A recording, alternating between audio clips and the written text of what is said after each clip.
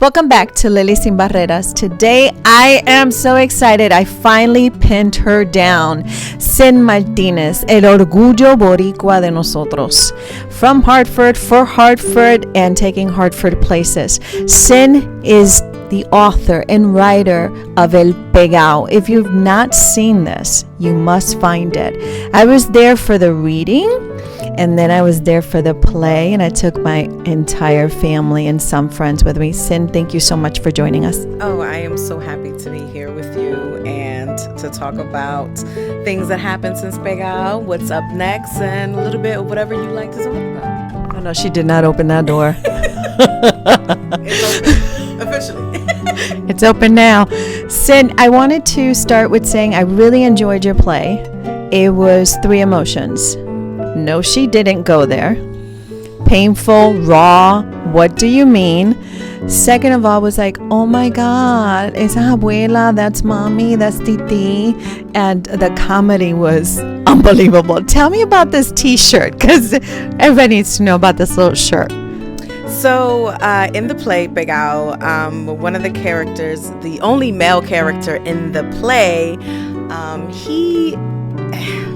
let's just say, decided to start a trend on the island and cut up his already holy shirt. And it's something that was inspired by a picture I saw from someone in my own family and was like, was that the trend back then? Was that the kind of outfit? And yes. I mean, wow, and they're colorful. Okay, so let's put that in the show. I knew that from the very beginning when I started writing this play, I knew one thing for sure, and that type of shirt had to be in it. Now, I won't tell you much about the shirt because I think you have to see the play to really understand. This man blew it out of the water, and then he changed, which was hilarious. So, Cyn, we all love you in the community, and those who don't know you, they get it together. You are from Hartford. You decide to write when? So, when I was a kid, I fell in love with poetry first, and so I started writing poetry very, very early on, and it wasn't until I got into high school when one of my teachers, Miss Davis, she sort of brought in guest speakers, guest poets, and really made a community within the high school of poets and just spending time writing. And at that point, I was like in love with it even more. So after that point, I got an internship while I was in college with Heartbeat Ensemble, with the actual place that produced Pegao, Heartbeat Ensemble. They took me in as a college intern, and through them, I got like on-the-job training on how to write a play, perform it, and think about theater as a way to create social change. Now, for those of us who saw your play, and I'm excited about you are writing again and stuff is coming, okay? Most of us were not completely aware of our history. Because I tell you, I'm going to be 51. And I thought, oh my God, I forgot that part. I forgot how vital Vieques was to us. But the fact that you were able to take us high, we were all on the same plane, and then you dropped us with the truth, and then you picked us up with humor.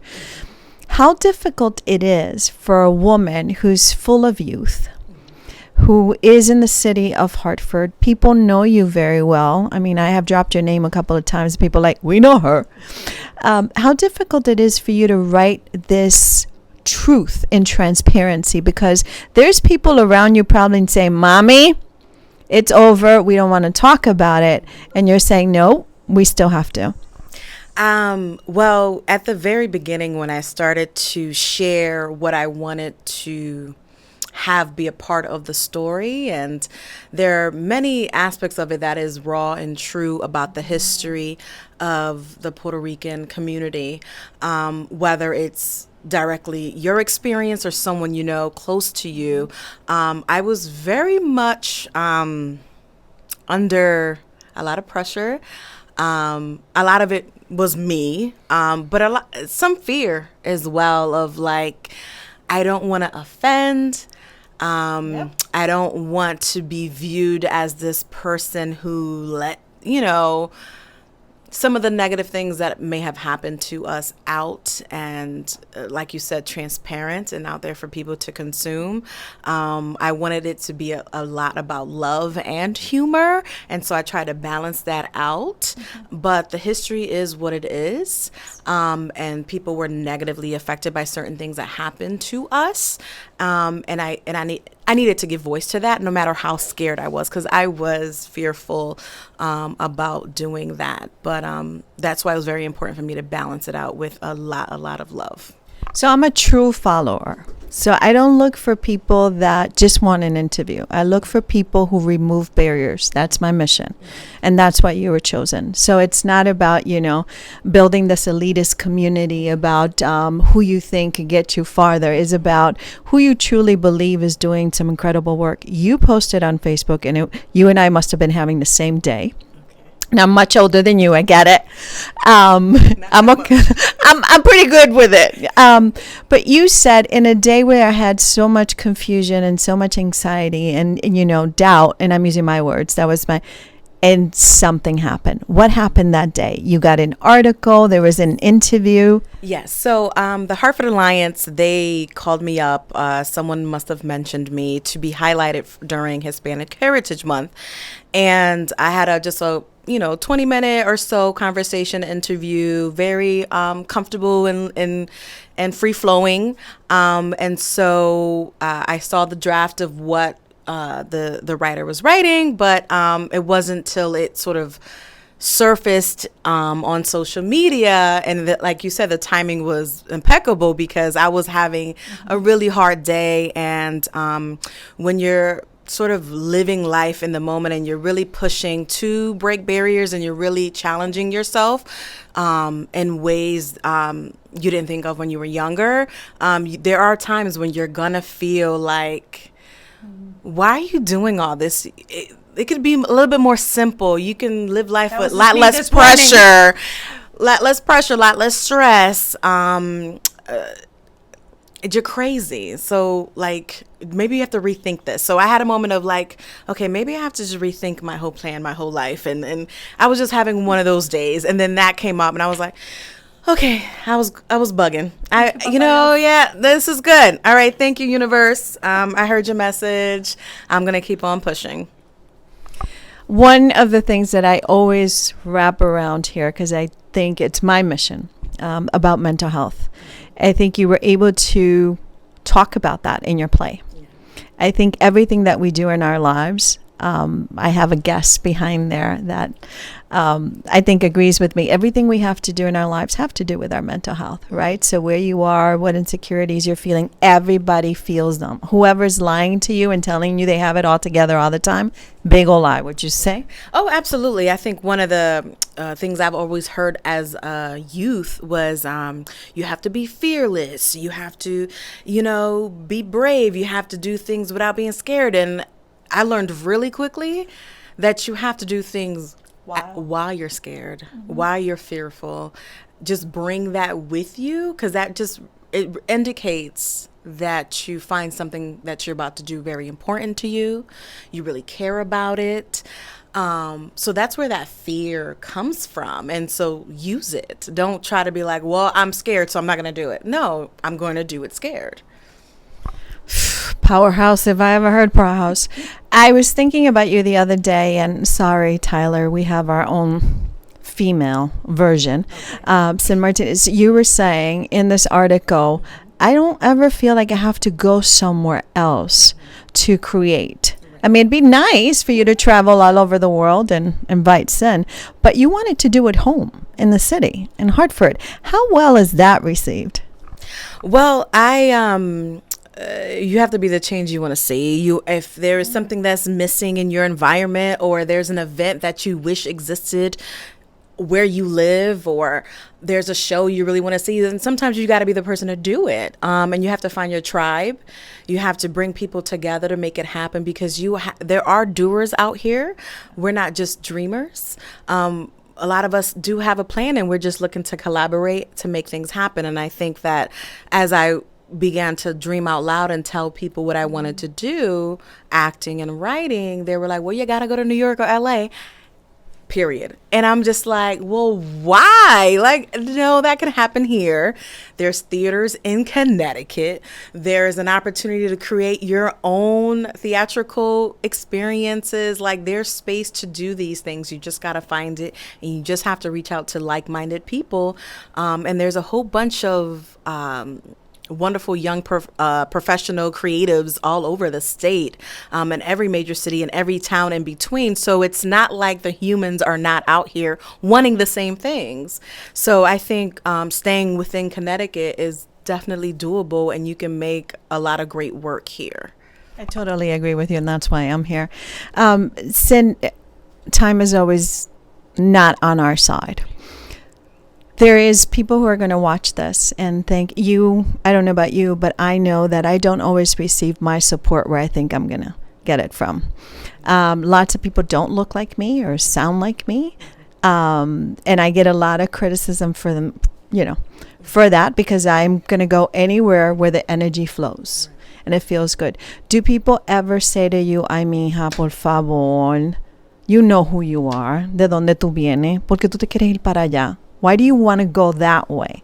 Is that really possible for us? Because there's only one Jennifer Lopez, right? There's only one Tyler Perry. There's only one Rosie Perez. There's only, Do you ever hear that from people?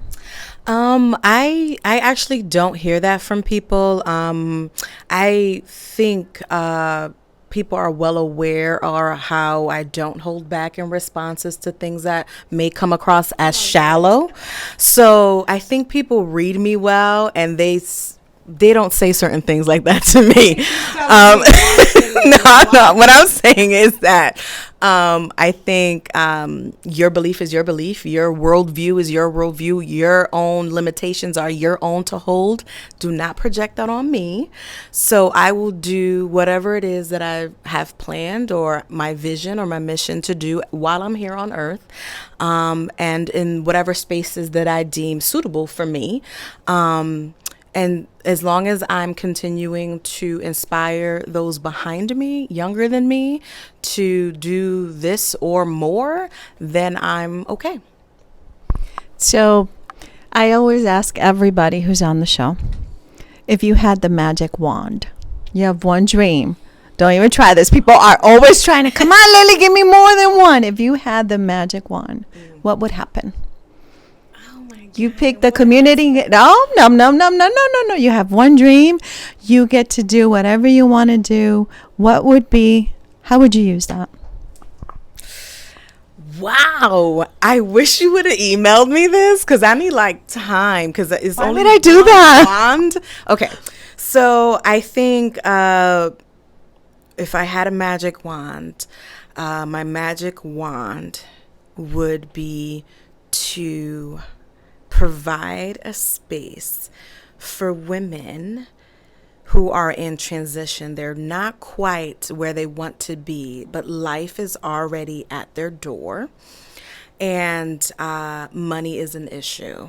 And so to provide a place for them to not worry about money, but just focus on themselves, and if they have children, them too, for a period of time, for them to have a fighting chance at moving up in the world and being able to obtain meaningful employment, really good money. But that is where you need a bridge, and you need time, you need resources. And if I had a magic wand, I'll do that. Okay, I want you all to notice that she did 10 things with that one dream. So that's what you call a smart woman. Where we come from, we know how to stretch the dream. Yes, so, for real. That's right? so true. Dollar store, here we come. We only have a minute. Tell people 3 things you want them to know about you. 3 things that you go, it's important that you know this about me. I want people to know that my heart is open. I want people to know that I'm a straight shooter. I want people to know that I am not going to swim in waters that are full of hate, negativity, and dirt.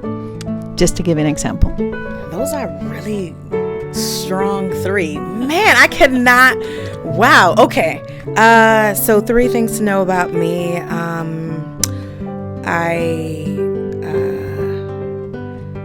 I am not alone. I move through this world holding the hands of many people along with me. I love laughing, and I think laughing is medicine.